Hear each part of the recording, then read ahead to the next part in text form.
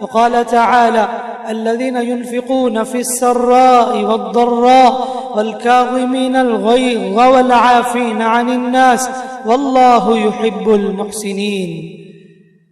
ہر قسم کی اچھی تعریفیں، حمد و ثنا، بزرگی، کبریائی، بڑائی اللہ رب العالمین کے لائق و زیبا ہے، جس اللہ رب العزت نے، خالق اور مالک نے ہمیں ایمان کی، اسلام کی، امن کی، سکون کی زندگی عطا فرمائی۔ درود و سلامتی ہو آپ کے ہمارے پیغمبر اسلام رحمت للعالمین سید المرسلین خاتم النبیین محمد مصطفیٰ مجتبی صلی اللہ علیہ وسلم پر، جنہوں نے ہمیں ہر خیر کی طرف رہنمائی فرمائی۔ معزز اسلامی بھائیوں اور پردہ نشین خواتین اسلام، خطبہ مسنونہ کے بعد سورہ آل عمران کے ایک آیت تلاوت کی گئی۔ اللہ رب العزت کا فرمان ہے الذین ينفقون فی السراء والضراء، جو لوگ اللہ کے راستے میں خرچ کرتے ہیں خوشی کے موقع پر بھی، تکلیف کے موقع پر بھی، والکاظمین الغیظ، اور جو غصے کو پی جاتے ہیں، والعافین عن الناس، اور لوگوں کو معاف کرتے ہیں، واللہ یحب المحسنین، یاد رکھنا اللہ تعالیٰ نیک لوگوں کو پسند فرماتا ہے۔ اس آیت میں اللہ رب العالمین نے ایک خاص بات بتائی، والکاظمین الغیظ، جبکہ اس سے پہلے آیت اگر آپ پڑھیں گے اللہ نے بتایا کہ وسارعوا الی مغفرۃ من ربکم وجنۃ عرضها السماوات والارض، اللہ کی مغفرت کی طرف، جنت کے آگے بڑھو جو اللہ نے مومنوں کے لیے، متقین کے لیے تیار کر کے رکھا ہے۔ اور جنت جانے والوں کی بیوٹی ہوتی، ایک صفت ہوتی ہے، یہ لوگ غصے کو پی جاتے ہیں۔ انسانی صفت میں سے ایک صفت غصہ ہے۔ شریعت نے اس صفت کے بارے میں بہت ساری تعلیمات دی ہے۔ آج بہت زیادہ لوگ چھوٹی چھوٹی باتوں پر غصہ کر جاتے ہیں، معمولی باتوں پر بھڑک جاتے ہیں، ان کا بلڈ پریشر بڑھ جاتا ہے۔ جتنے زیادہ مریض اس دور میں بی پی کے ہیں، شاید اس سے پہلے اتنے زیادہ نہیں تھے۔ شریعت نے اس تعلق سے بہت ساری باتیں بتائی ہیں، تو لہٰذا مناسب سمجھا گیا کہ غصے کے تعلق سے کچھ باتیں قرآن و سنت کی روشنی میں آپ کے سامنے رکھ سکوں۔ پہلی بات یہ ہے کہ غصہ ایسا غصہ ہے شریعت کے نزدیک واقعی معنی میں تعریف کے قابل ہے، اس پر ثواب ہے، اللہ تعالیٰ اجر دیتا ہے۔ وہ غصہ جب ہم اپنی نظروں کے سامنے نافرمانیاں دیکھتے ہیں، گناہ کو دیکھتے ہیں، تو غصہ ہو جانا، اللہ کی نافرمانی ہو رہی ہے، شرک ہو رہی ہے، بدعت و خرافات کے کام ہو رہے ہیں، انسان غصہ ہو جاتا ہے۔ بے حیائی کے مظاہر ہیں، بے حیائی کے منظر ہیں، ایسے مناظر کو دیکھ کر انسان بھڑک جاتا ہے، غصہ ہو جاتا ہے۔ شریعت کے نزدیک یہ غصہ قابل تعریف ہے، اور ایسا غصہ اللہ کے نزدیک یعنی اجر و ثواب کا مستحق بنے گا بندہ انسان۔ اللہ کے نبی صلی اللہ علیہ وسلم گناہ کو دیکھ کر غصہ ہو جاتے تھے۔ حضرت عائشہ رضی اللہ عنہا فرماتی ہیں کہ اللہ کے نبی صلی اللہ علیہ وسلم ایک مرتبہ گھر میں داخل ہونا چاہے، لیکن گھر کے باہر کھڑے ہو گئے، نبی کا چہرہ لال ہو گیا، فرمانے لگے کہ تمہارا جو پردہ لٹکایا گیا اس میں تصویریں ہیں، اسے فوراً نکال دو۔ اللہ کے رسول غصہ ہو گئے، فوراً وہ نکالنے کے بعد نبی کا چہرہ سے جو سرخی تھی وہ ختم ہو گئی، نبی کا غصہ ٹھنڈا ہو گیا۔ حضرت علی فرماتے ہیں میں ایک مرتبہ ریشم کا لباس پہنا ہوا تھا، ریشم کا لباس مردوں کے لیے حرام ہے، اللہ کے نبی صلی اللہ علیہ وسلم کا چہرہ بدل گیا غصے سے، فوراً اپنی قمیص انہوں نے تبدیل کر لی، اللہ کے رسول صلی اللہ علیہ وسلم کا غصہ ٹھنڈا ہو گیا۔ اس بات کہا تھا کہ ریشم کا لباس میرے امت کے مردوں پر حرام ہے۔ تو ایسے جہاں بھی نافرمانی ہو، گناہ کے کام ہو، غصہ ہونا ایک سنت ہے، اچھی عادت ہے۔ حضرت ابوبکر رضی اللہ عنہ کھڑے ہوئے ہیں، نبی صلی اللہ علیہ وسلم موجود تھے، عمر بن خطاب رضی اللہ عنہ تورات کا کچھ نسخہ لا کر نبی کے سامنے پڑھنے لگے۔ دیکھیں تورات میں کتنی اچھی اچھی باتیں ہیں، نبی کا چہرہ بدل گیا، سرخ ہو گیا، فوراً عمر رضی اللہ عنہ گھٹنے کے بل بیٹھ گئے، کہنے لگے رضیت باللہ ربا وبالاسلام دینا وبمحمد صلی اللہ علیہ وسلم نبیا۔ یعنی اللہ کے نبی صلی اللہ علیہ وسلم کے سامنے، شریعت کے سامنے وہ تورات کا نسخہ پڑھا گیا تو فوراً نبی صلی اللہ علیہ وسلم کا غصہ یعنی نبی کا چہرہ بدل گیا۔ اس کے بعد نبی نے کہا اے عمر یاد رکھنا کہ یہ جو شریعت ہم تمہارے سامنے پیش کریں یہ تمہارے کافی ہے، اگر موسیٰ بھی زندہ ہوتے، اگر موسیٰ بھی آج زندہ ہوتے وہ بھی میری اتباع کرتے، وہ بھی مجھے فالو کرتے۔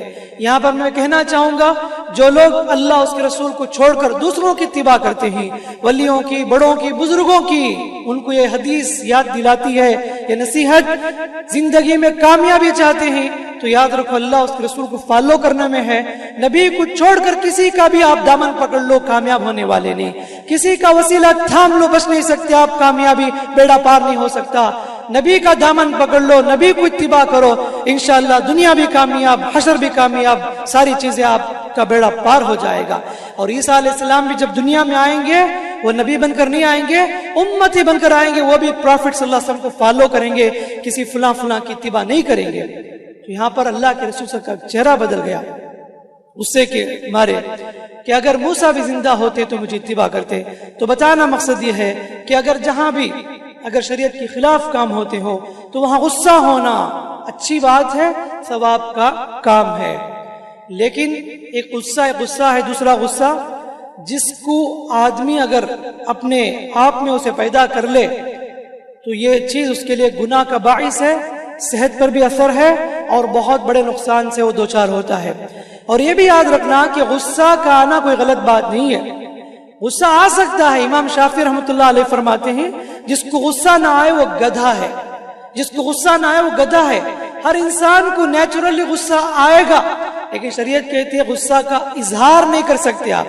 غصہ آ سکتا ہے لیکن غصے کا اظہار، گالی بک دینا، لڑائی کر دینا، تو میں، یہ جو اس کا ایفیکٹ جو دکھاتے ہیں، جو اس کا اظہار کرتے ہیں، یہ شریعت کی نظر میں اجازت نہیں ہے۔ یہ بات ہمیں سمجھنے کی ضرورت ہے۔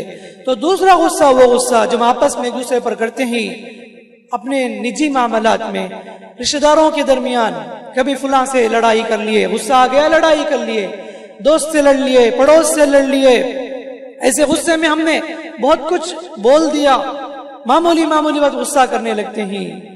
سالن میں زیادہ نمک ہونے کی وجہ سے بیوی پر غصہ کرنے لگے، کپڑا نہیں دھوئی بیوی فوراً غصہ کرنے لگے۔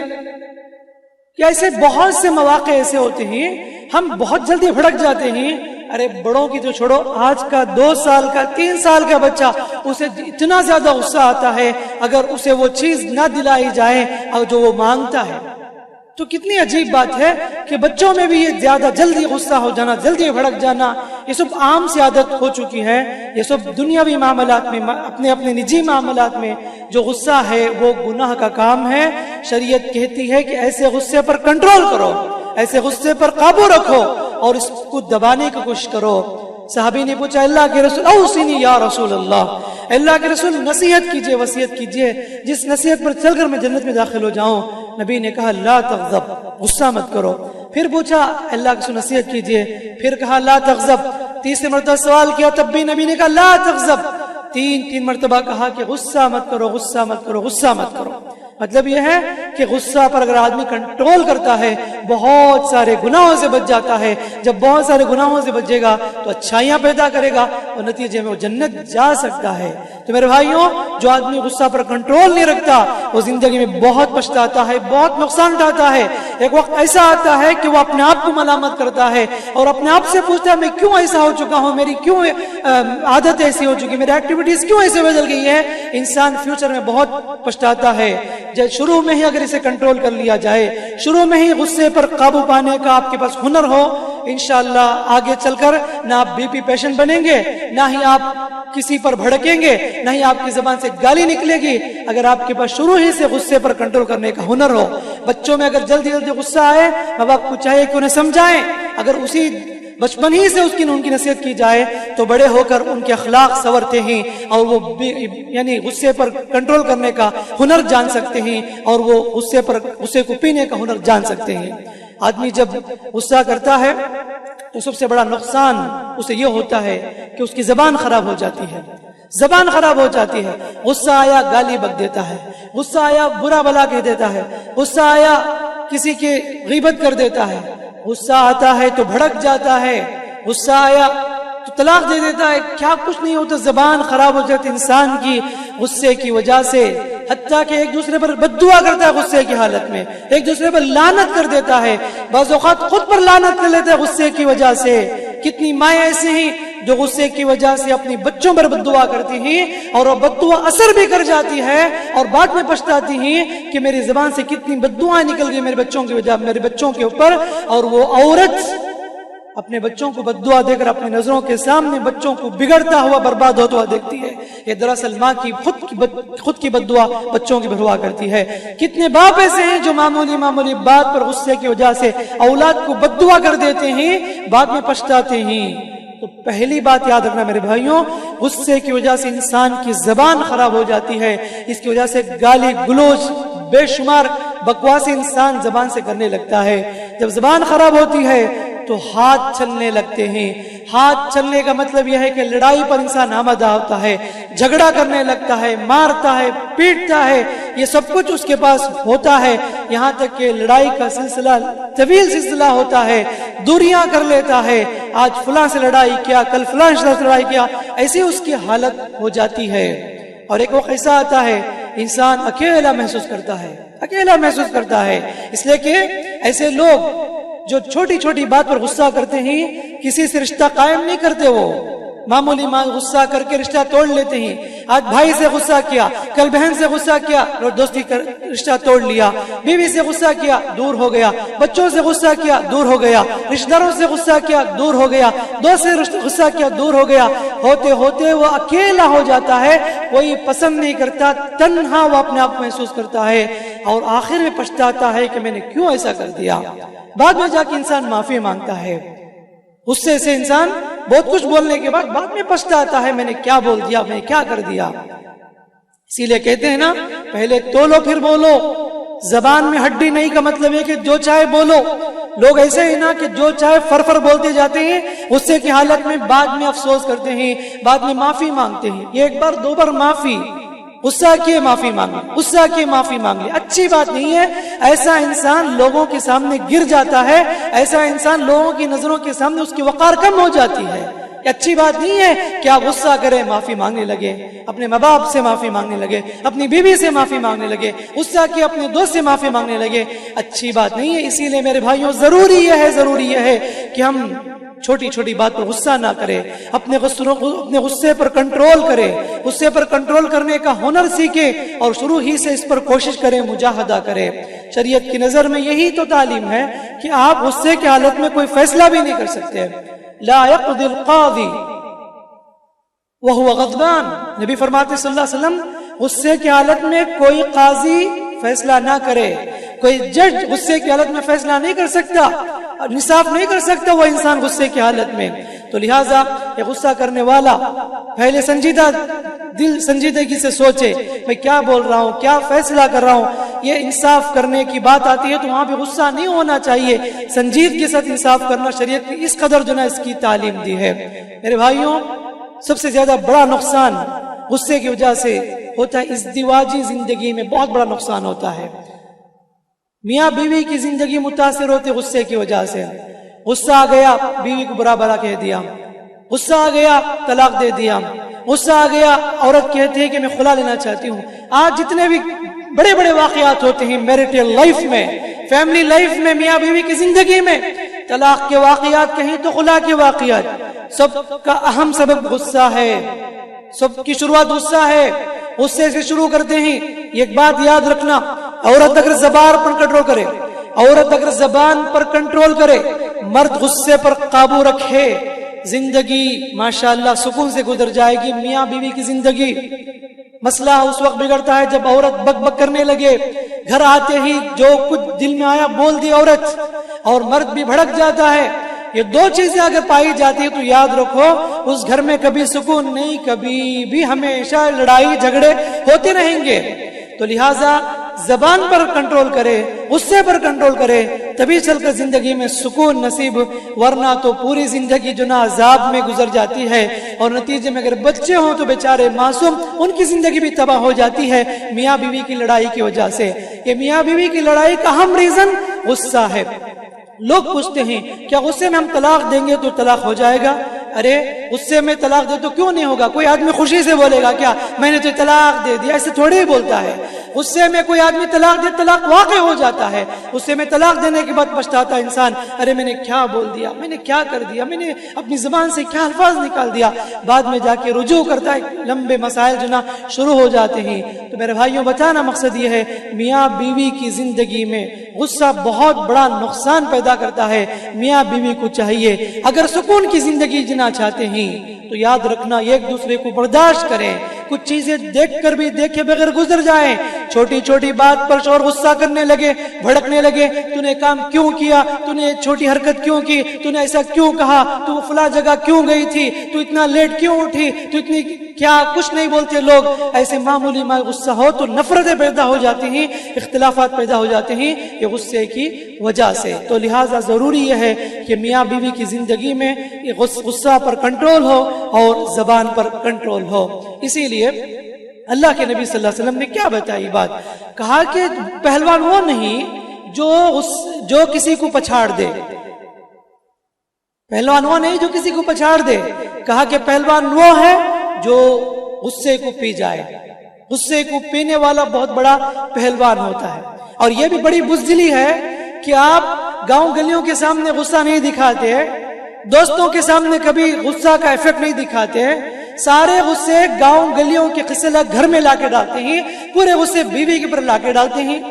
ایسے لوگ بھی ہوتے ہیں کہ جن کا کام کیا ہوتا ہے، سب بزنس کے ٹینشن، گلی کے ٹینشن، محلے کے ٹینشن پورے لا کے گھر میں ڈالنا۔ تو یہ سب چیزیں ہم سنتے ہیں، دیکھتے ہیں، اللہ ہدایت دے سب لوگوں کو۔ تو لہٰذا ضروری ہے کہ اللہ کے رسول فرماتے ہیں کہ پہلوان وہ ہے جو اپنے غصے پر قابو رکھے۔ پہلی بات یہ ہے کہ آدمی غصہ کیوں کرتا ہے؟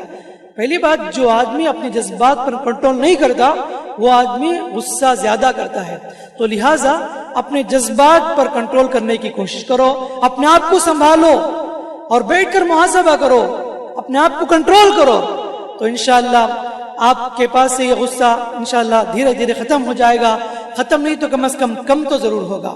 اور دوسرا ریزن، جب آدمی اپنے آپ کو بڑا سمجھنے لگے، متکبر ہو جائے اور کہنے لگے میرے خلاف میں کسی کی بات نہیں سنتا، کوئی میرے خلاف کچھ بھی نہ کہے، میں جو بولتا ہوں وہی صحیح ہے، یہ تکبر اگر کسی کے اندر ہے تو وہ آدمی بہت زیادہ غصہ کرے گا۔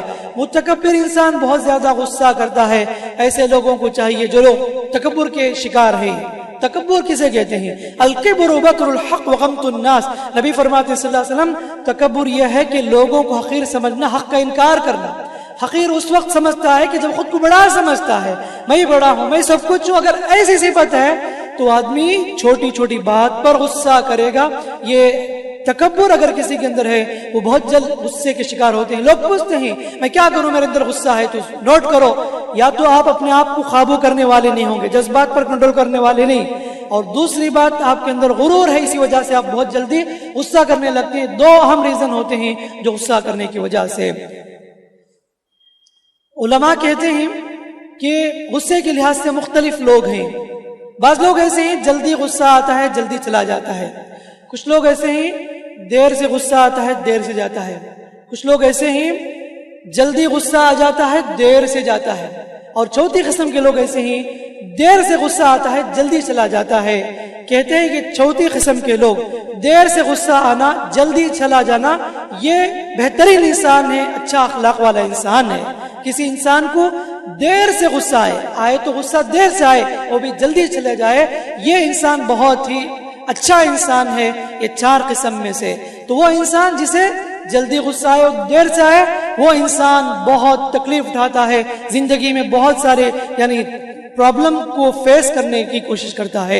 ایک تو صحت بھی متاثر ہوتی ہے انسان کی، اور وہ دوائیاں کھاتا ہے، بی پی کا ماترا کھاتا ہے، اور کیا کچھ چکروں لگاتا ہے کلینک کا، ہاسپٹلز کا۔